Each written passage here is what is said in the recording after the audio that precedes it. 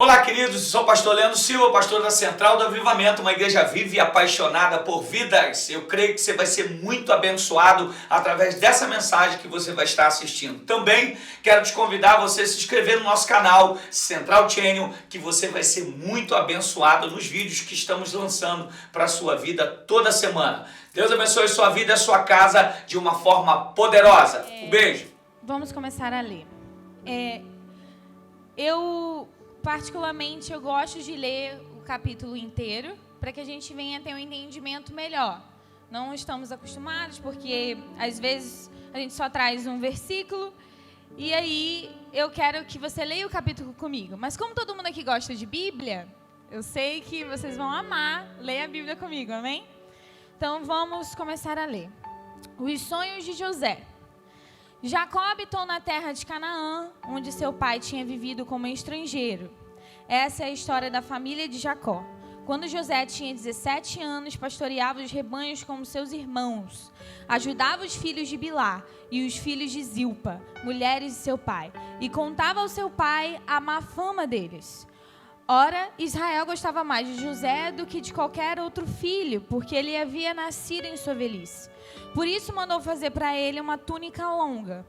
Quando seus irmãos viram que o pai gostava mais dele do que de qualquer outro filho, odiaram-nos e não conseguiam falar com ele amigavelmente. Certa vez José teve um sonho e quando o contou aos seus irmãos, eles passaram a odiá-lo ainda mais. Ouça esse sonho que eu tive, disse-lhes. Estávamos amarrando os feixes de trigo no campo quando meu feixe se levantou e ficou em pé. E os seus feixes se juntaram ao redor do meu e se curvaram diante dele. Seus irmãos disseram, então você vai reinar sobre nós? Quer dizer que você vai nos governar? E o odiaram ainda mais por causa do sonho e do que tinha dito. Depois teve outro sonho e o contou aos seus irmãos. Tive outro sonho e dessa vez a lua e 11 estrelas se curvavam diante de mim. Quando o contou ao pai e aos irmãos, o pai o repreendeu e lhe disse, que sonho é esse que você teve? Será que eu, sua mãe e seus irmãos viremos a nos curvar até o chão diante de você? Assim seus irmãos tiveram ciúmes dele. O pai, no entanto, refletia naquilo. Os irmãos de José tinham ido cuidar dos rebanhos do pai, perto de Siquém. E Israel disse a José, como você sabe, seus irmãos estão apacentando os rebanhos perto de Siquém. Quero que você vá até lá. Sim, senhor, respondeu ele. Disse-lhe o pai, vá ver se está tudo bem com os seus irmãos e com os rebanhos, e traga-me notícias. Jacó o enviou quando ele estava no vale de Hebrom, mas José se perdeu quando se aproximava de Siquém. Um homem o encontrou vagueando pelos campos e lhe perguntou, o que é que você está procurando? Ele respondeu, procuro meus irmãos. Pode me dizer onde eles estão apacentando os rebanhos? Respondeu o homem, eles já partiram daqui. Eu os ouvi dizer, vamos a Dotã. Então José foi em busca de seus irmãos e encontrou perto de Dotã. Mas eles o viram de longe e antes que chegasse, planejaram matá-lo. Lá vem aquele sonhador, diziam uns aos outros. É agora, vamos matá-lo e jogá-lo num desses poços. E diremos que um animal selvagem o devorou. Veremos então o que será dos seus sonhos. Quando Rubem ouviu isso, tentou livrar das mãos dele, dizendo, não lhe tiremos a vida. E acrescentou, não derramem sangue. Joguem-no naquele poço no deserto, mas não toquem nele. Ele propôs isso com a intenção de livrá-lo e levá-lo de volta ao pai. Chegando José, seus irmãos lhe arrancaram a túnica longa, agarraram-no e o jogaram no poço que estava vazio e sem água. Ao se assentarem para comer, viram ao longe uma caravana de ismaelitas que vinham de Gileade. Seus camelos estavam carregados de especiarias, bálsamo e mirra, que eles levavam para o Egito. Judá disse a seus irmãos, que ganharemos se matarmos nossos irmãos e esconderemos o seu sangue? Vamos vendê-lo aos ismaelitas, não tocaremos nele, afinal, é nosso irmão, é nosso próprio sangue. E os seus irmãos concordaram. Quando os mercadores ismaelitas de Midian se aproximaram, seus irmãos tiraram de José do poço e o venderam por 20 peças de prata aos ismaelitas, que o levaram para o Egito. E aí, a seguir, conta um pouco como Rubem descobriu que o José tinha sido vendido e como o seu pai tinha descoberto que José, eles disseram que José tinha morrido através de um animal. E eles sujaram a túnica de José com o sangue de um animal, de um bode. E ele conta a seguinte, mas eu quero que você se atente no 36. Nesse meio tempo, no Egito, os midianitas venderam José a Potifar, o oficial do faraó e capitão da guarda. Quero que você feche seus olhos, vamos orar. Pai, nesse momento eu já te agradeço, Senhor, por tudo que o Senhor vai fazer nessa noite. Eu já te agradeço, Pai, pelas vidas que serão restauradas, pelas vidas que serão curadas, pelas vidas que serão transformadas através da sua palavra, pois através da sua palavra nós adquirimos fé, e a fé é a certeza das coisas que não se veem, mas que se esperam. E nós cremos, Pai, através da fé, que coisas grandes irão ocorrer nesta noite. E nós cremos também, Pai, que a sua palavra é uma semente, nosso coração é uma terra fértil. E a sua palavra será semeada em cada coração aqui, especificadamente. E ela colherá frutos. Cada pessoa aqui colherá frutos através dessa palavra. Crescerá e colherá. Senhor, é isso que eu te agradeço, em nome de Jesus. Amém. Amém, querido. Eu gosto muito da história de José, né? Eu já falei sobre a história de José para os jovens, quem lembra? Eu ministrei para eles. E eu contei um pouco da história de José, eu não vou ler tudo com você porque é muito longa, mas eu quero contar um pouquinho, eu quero continuar a história de José com você, para você entender um pouco melhor. E ali José, ele foi para a casa de Potifar, ele que era o guarda do faraó, do exército. Ele foi vendido para Potifar. Ele foi vendido como escravo para Potifar. E ele começou a trabalhar, né, para Potifar na casa dele como escravo. Só que Potifar viu algo em José. Viu algo diferente em José. E ali Potifar começou a entregar coisas na mão de José, começar com outras coisas e começou a trabalhar mais e mais. E através de José, Potifar começava a ser abençoado. E Potifar percebeu isso. E ele começou a entregar mais coisas. O campo que ele tinha, todas as plantações que ele tinha, a casa dele. Até que um certo ponto diz assim, e Potifar não se preocupava com nada, pois José cuidava de tudo. Porque José começou a cuidar de tudo da casa de Potifar. A única coisa que Potifar se preocupava era em se alimentar. O resto José cuidava de tudo. Porém, a Bíblia diz que José, ele era um homem muito belo. Ele chamava atenção. E ele era jovem. E a mulher de Potifar ficou muito interessada nele. E todo dia ela ia lá, deite comigo. E aí ele falava, eu não posso fazer isso. O Senhor, ele me deu tudo para eu cuidar. Ele confia muito em mim, eu não vou fazer isso. E ele evitava a mulher de Potifar. Mas todo dia ela tentava com ele. Ela tentava ir com ele. E aí, até que certo dia, estava todo mundo fora, Potifar fora, os escravos, os trabalhadores, e José foi até a casa de Potifar. E ali só estava a mulher dele. E aí a mulher dele segurou na túnica dele, no caso, no manto que ele estava vestindo, e falou assim, é agora que tu deita comigo. Só que aí Potifar correu, nisso que José correu, ela segurou o manto de José, e ali ela falou assim, é agora que eu acabo com a vida dele, porque é uma mulher rejeitada, né, querido? Não ia deixar passar. E aí ela chegou para os escravos, as pessoas que trabalhavam para Potifar, e falou assim, olha só, o escravo que Potifar trouxe aqui, olha, ele tentou abusar de mim, olha só o que José tentou fazer comigo, aqui o hebreu que você trouxe aqui para dentro da nossa casa. E ela falou isso para Potifar e entregou o manto. E falou, eu tenho provas aqui. Né? Não tem essas palavras na Bíblia, mas eu estou fazendo a minha interpretação. E ali José, ele foi preso, ele foi jogado na prisão oficial do rei, no caso do rei, né, do faraó, porque a prisão naquela época, como o Potifar era o guarda do exército, ele podia também se juntar aos prisioneiros do rei, né, de faraó. Então ele jogou José na prisão. E ali, a partir dali, José começou a trabalhar na prisão. E ali o carcereiro viu algo em José. E José começou a trabalhar na prisão. E aí, depois de um tempo que ele viu algo em José, e José fazia muito bem o seu trabalho, diz assim, e o carcereiro não se preocupava com nada, pois José cuidava de tudo. Chegou um momento em que o carcereiro também não se preocupava com nada, pois José, ele cuidava de tudo, porque ele dava tudo de si naquele momento que ele estava passando. Então, a partir dali, foram jogadas 2 pessoas naquela prisão, que foi o copeiro e o cozinheiro. O faraó se irritou com eles e jogou eles na prisão.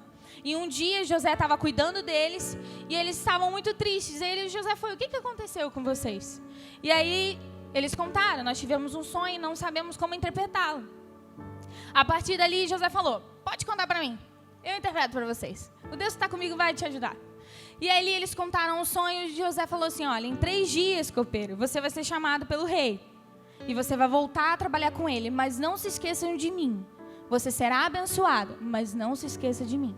E ele olhou para o cozinheiro e falou assim: olha, você, em 3 dias vai ser chamado para ser morto numa árvore, enforcado. E exatamente aquilo que José disse aconteceu. Só que aí teve um certo dia, o copeiro foi chamado, porque teve uma festa, depois de 3 dias, o rei falou: vou chamar o copeiro e o cozinheiro, pode chamar. O que aconteceu? O cozinheiro foi morto e o copeiro foi de volta ao seu emprego. Só que ali o copeiro esqueceu de José, não se lembrou de José. E ali até que um certo dia o faraó teve um sonho. E nisso que ele teve um sonho, ele não sabia interpretar aquele sonho. E ele perguntava a todos os conselheiros dele, ninguém sabia interpretar. Ele perguntava a todo mundo e ninguém sabia interpretar. Até que um certo dia, o copeiro lembrei, tem uma pessoa lá na prisão que interpretou o meu sonho. E tudo que ele falou, aconteceu. Ele falou: pode mandar chamar então essa pessoa. Chamou José. Aí ele contou para José todos os sonhos que ele teve, que ele estava atordoado com aquele sonho.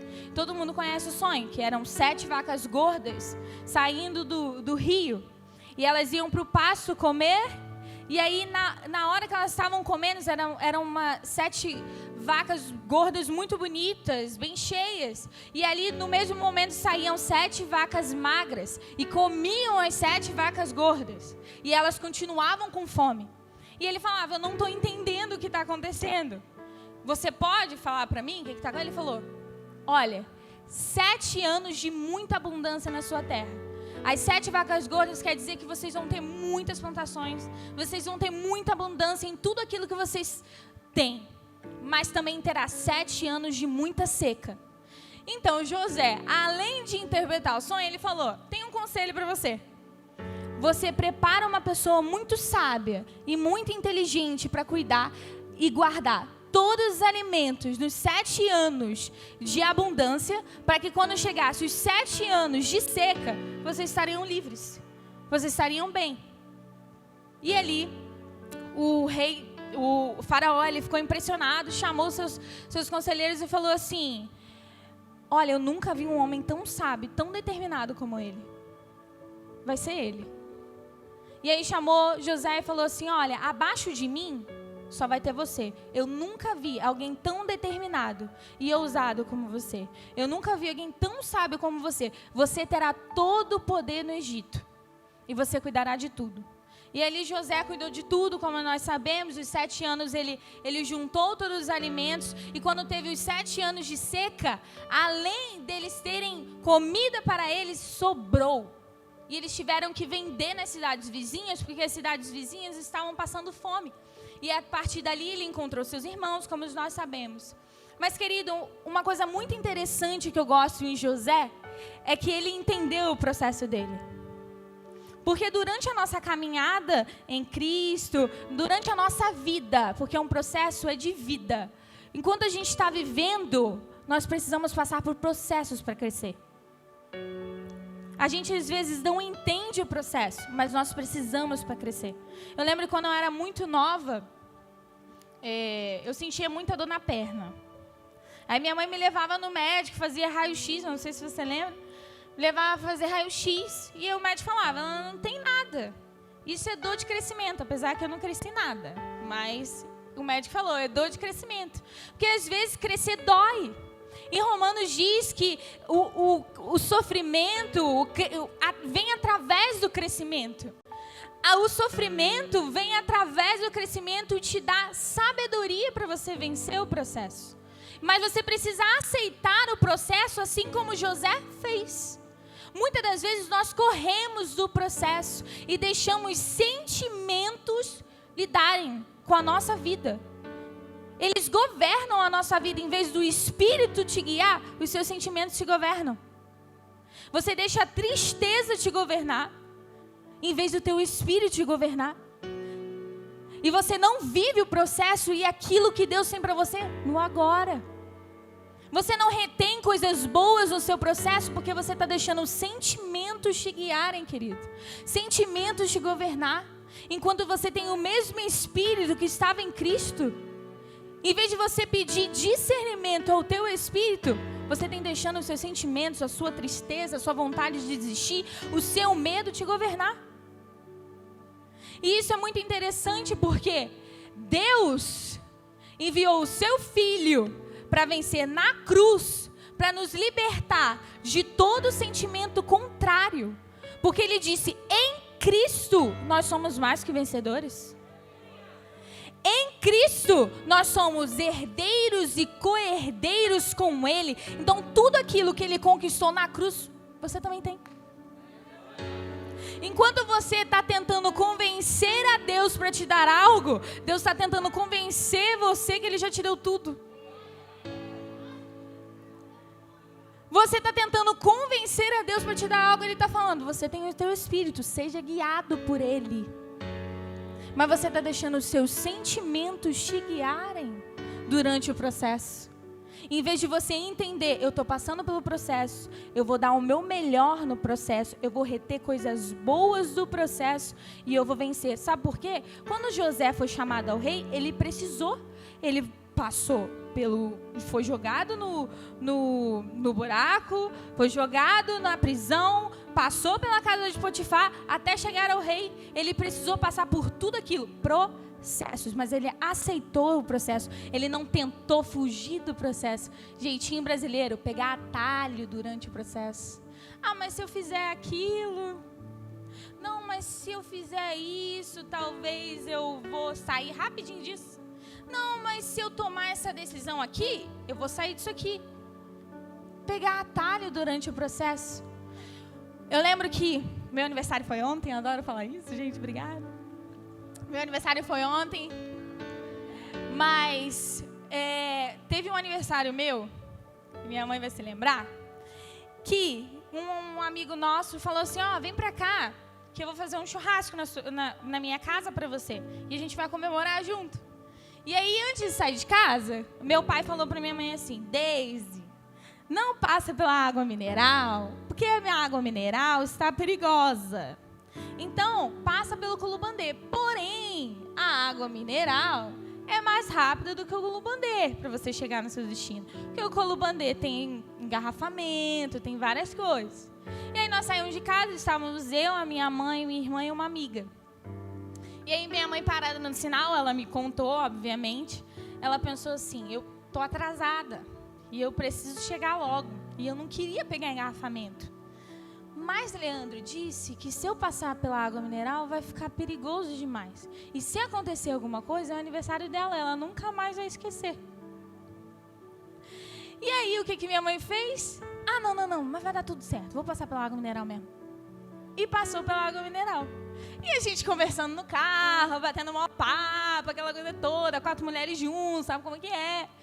E aí, nisso, a gente conversando e minha mãe parou num sinal. E aí tinha a calçada aqui, nós estávamos meio que encurraladas, porque tinha outros carros aqui e 2 carros à frente.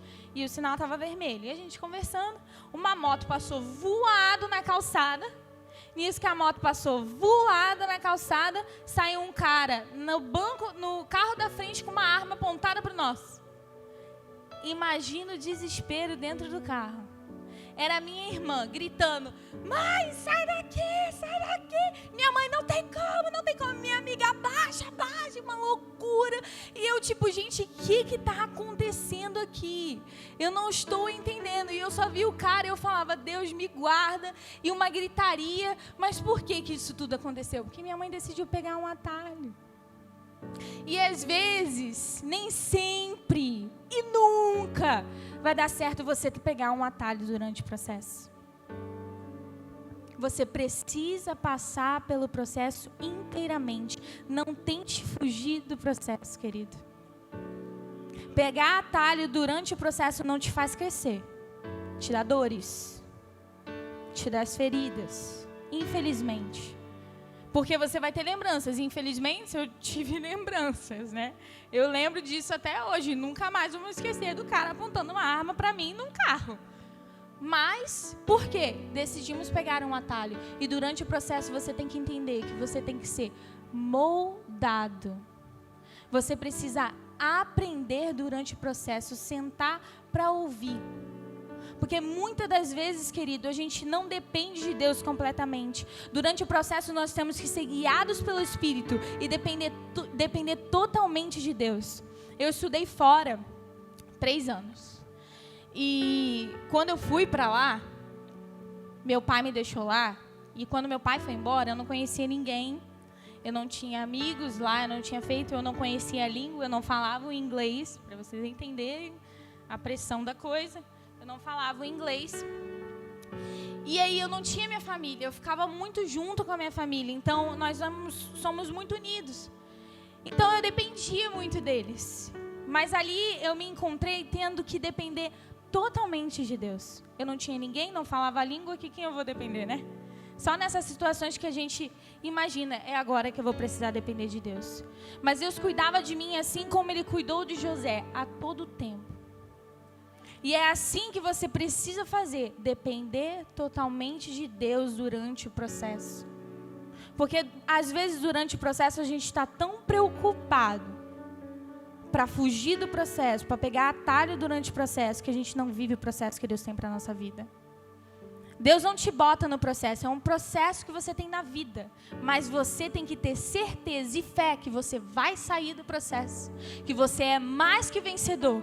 E que você consegue tudo através de Cristo. Você já conseguiu tudo através de Cristo. Então, querido, às vezes, muitas das vezes, você está tão seguro, você está tão preso às coisas do passado durante o processo que você não vive o agora de Deus. Como você vive preso ao passado? Mas se eu não tivesse tomado aquela decisão, eu não estaria onde eu estou. Mas se eu não tivesse feito aquilo, eu não estaria aqui. Você está tão preso às coisas que aconteceram no seu passado que você não vive o agora de Deus. Você não deixa ser curado durante o processo. Você não pega coisas boas durante o processo. Só vê coisas ruins durante o processo. Por quê? Você está preso ao seu passado. Preso ao seu passado. E você não vive o agora que Deus tem para você, querido. Você não vive o que Deus tem para você agora. E aí você fica preso às coisas do passado. Coisas momentos que não deram certo. Ou momentos que você deseja mudar. E não vive o seu processo. E muitas das vezes nós também ficamos muito preocupados com o nosso futuro. A gente fica tão desesperado com o que vai acontecer durante o processo. Hoje ficamos presos ao passado ou muito preocupados com o futuro.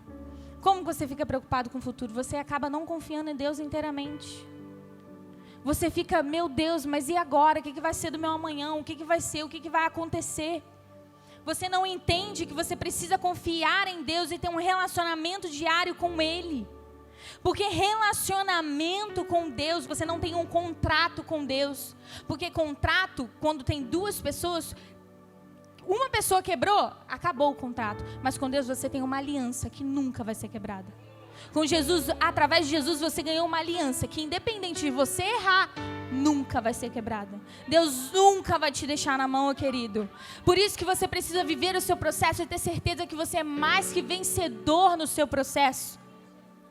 Não ficar preocupado com as coisas que irão, mas, meu Deus, fica preocupado com o futuro. O que vai ser do meu amanhã? O que vai ser de semana que vem? E a conta que eu tenho que pagar? Ou muito preso às coisas que passaram e não vive o que Deus tem para você agora. Deus está te dando, olha, você tem que aprender isso. E você eu não preciso aprender. Eu já aprendi demais. Não tira coisas boas do seu processo. Preocupado demais com o seu futuro. Querido, eu já passei por isso. Antes de eu ir para a faculdade, no caso, eu, como normal, toda jovem, passa, adolescente, ficamos preocupadas com o que eu vou ser da minha vida. Gente, eu já pensei em ser... fazer odontologia, já pensei em serviço social, já pensei em médica, mas aí foi uma semana, que é muito difícil passar, né? Não dá não. E aí eu já pensei em tudo que você imagina, porque eu não sabia, e eu comecei a me desesperar. E eu tive, porque eu sou uma pessoa muito ansiosa, no caso Deus me tratou com ansiedade, porque ansiedade e preocupação é falta de fé. E a fé vem pelo ouvir a palavra do Senhor. Então, se você tem escutado a palavra do Senhor, a sua fé tem que crescer, não é diminuir. Então, o que acontece? Eu fiquei muito nervosa. Eu comecei, meu Deus, e agora? Meu futuro, o que eu vou ser? Meu Pai do céu. Não sei o que eu vou fazer, que faculdade eu vou fazer. E aquilo começou a me desesperar, meu coração ficou, meu Pai do céu. E eu deixei as minhas emoções me controlarem, só que aí... eu falei com um amigo, por isso que é muito interessante você confiar em pessoas certas durante o processo. Até nisso você precisa ser guiado por Deus, nas suas amizades. A quem você conta as coisas durante o processo. Não é qualquer pessoa que está feliz com a sua vitória durante o processo. Não é qualquer pessoa que está feliz com o que você tem passado e vencido durante o processo. Então você tem que ter sabedoria com quem você conta durante o processo. Em quem você pede ajuda durante o processo. Seja guiado por Deus, querido. Pergunte ao Espírito Santo. E ali eu falei com um amigo, eu falei, olha, não está dando, estou muito desesperada, não sei o que vai ser da minha vida. E aí ele orou por mim. E aí ele falou assim, ele foi usado por Deus, né? Através da vida dele, Deus falou comigo assim, Rebeca, o crente se vive um dia após o outro. Você precisa viver um dia após o outro. Não é viver o seu passado, nem preocupado com o futuro. É viver o agora. Confiar em Deus, viver uma vida diária com Deus, é viver um dia após o outro. E ali Deus falou muito comigo, e porque, apesar de ser uma pessoa muito preocupada, eu falei, eu preciso confiar. E aí eu cheguei onde cheguei porque eu confiei. Eu conquistei os meus sonhos porque eu confiei. Eu vivi um dia após o outro. E as coisas foram acontecendo durante o processo. Se você confia, as coisas vão acontecendo. Não é com o seu jeito, não é com as suas mãos, é pela sua fé. Você quer fazer as coisas com as suas mãos, querido? Não dá certo. Não dá certo, é pela sua fé em Cristo as coisas vão acontecendo. É já agradecendo por aquilo que Ele já te deu. Olha, eu não estou vendo meu esposo se converter, no caso, mas eu já agradeço porque eu acredito que ele vai. É ver e acreditar naquilo que não está se vendo. Fé é isso. Mas muitas das vezes você não está vivendo um dia após o outro. Você está igual o povo do Egito. Falou para Moisés assim, Moisés, eu preferia ter morrido no Egito, porque lá eu comia carne e pão todo dia, que o Senhor matasse a gente no Egito. Mas Moisés chegou para Deus e falou assim, Deus, o povo está morrendo de fome, entendeu? Manda o maná. E aí Deus falou assim, olha, no pôr do sol o povo vai comer carne, e ao amanhecer o povo vai se fartar de pão. Deus estava falando assim, que coma até... também. O povo vai se fartar de pão. E aí no dia seguinte, o povo começou a ver coisas brancas no deserto. Quando eles olharam, eram pães. E ali, Moisés chegou o seguinte, deu as instruções, falou, olha, esse é o maná que Deus preparou para vocês. Mas pegue um jarro por cada pessoa. Não pegue a mais. Não pegue a mais. Pegue um jarro para cada pessoa. O povo foi, se alimentou, pegou um jarro para cada pessoa e diz a Bíblia que muitos pegaram a mais e poucos pegaram a menos, mas nada faltou. No dia seguinte, querido, o povo guardou o maná, guardou os pães, porque não confiava inteiramente em Deus. Eles guardaram os pães e quando foi no dia seguinte, estava fedendo e com bichos, porque não era para guardar, não era coisa passada, era para viver o agora. Muitas das vezes você está guardando coisas que está fedendo e tendo bichos, porque você está com medo do que vai acontecer no seu futuro. E Deus está falando, abre mão, e tá fedendo, tá tendo bicho, mas você tá lá segurando, ó. E Deus está falando, abre a sua mão. E você, não, eu não vou abrir a mão. Eu quero te chamar uma pessoa aqui, vem cá, amor. A pessoa mais linda desse mundo é o meu namorado. Meu pai não ouva, não escuta isso, em nome de Jesus. Eu tenho três feijões aqui. E é isso que o povo, no caso, você tem. No caso, que eu tenho. 3 feijões. E muitas das vezes somos nós.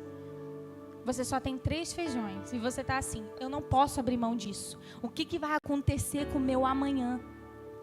Eu não posso, mas está fedendo. Você só tem isso. Está com um bicho. Você fala, não, eu não posso abrir mão. Vai me doer muito. E Deus está falando, viva o seu processo. Confie em mim. Abre a mão. Deixa eu cuidar disso. Mas você está, eu não posso. O que vai acontecer de mim? Quando Deus está falando, abre a mão. Sabe por quê? Enquanto você está teimando com Deus em abrir mão, porque você só tem 3, Deus está falando, eu tenho isso aqui. Você está perdendo isso aqui de Deus. E aí, quando você abre a mão, você recebe muito mais do que você imagina. Abre a mão. E você tem que dar até. Porque é muito. Querido, muitas das vezes nós guardamos coisas, retemos coisas que Deus está pedindo de nós, porque você está com medo do que vai acontecer no seu futuro. Você não acredita no que vai acontecer no seu futuro. Você não tem fé naquilo que Deus pode fazer por você. Você não confia em quem está em você. E você está retendo coisas que precisam ser abertas. Está fedendo, está com um bicho, mas você está lá, ó, eu não posso abrir mão. Enquanto Deus tem milhares de feijões para você, você está com 3, mas você está, eu não posso. E se acontecer alguma coisa, querido, abra a sua mão, viva o seu processo, viva o que Deus tem para você agora. Não tente fugir do processo, abstrai as coisas boas do processo. Processo serve para crescer, é crescimento. É sabedoria através do processo. Para quando você chegar lá no rei, lá no faraó, você já saber o que fazer. Eu quero que você se ponha de pé. É uma palavra muito rápida. Querido, uma borboleta, antes de ela ser borboleta, ela era uma lagarta. E ela precisou passar para os processos antes de ser borboleta. Ela foi uma lagarta, ela sugou coisas, no caso ela pegou coisas, criou o seu casulo, ficou no casulo durante 1 mês, no caso até 6 meses, e ali depois ela virou uma borboleta. Muitas das vezes você está se perguntando, eu estou no casulo há muito tempo, em vez de você retendo nutrientes do seu casulo e aprendendo o seu casulo. Mas às vezes você está muito preocupado. E quando eu sair daqui, será que eu vou voar? A borboleta, ela sai do casulo e já voa.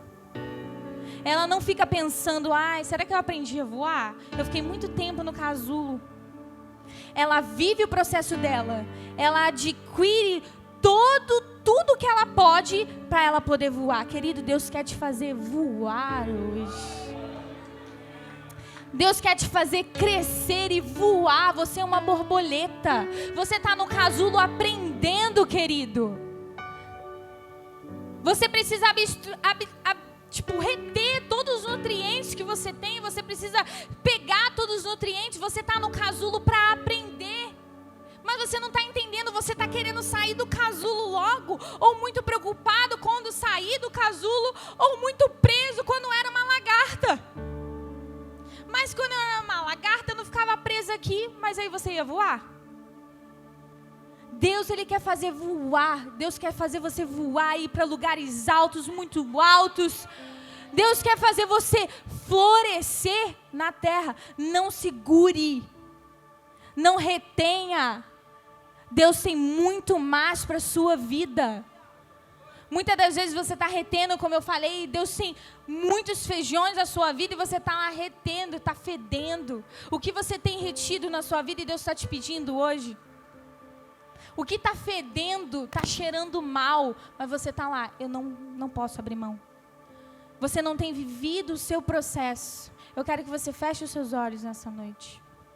E eu quero que você pense nesse momento, o que eu não tenho vivido na minha vida durante o meu processo?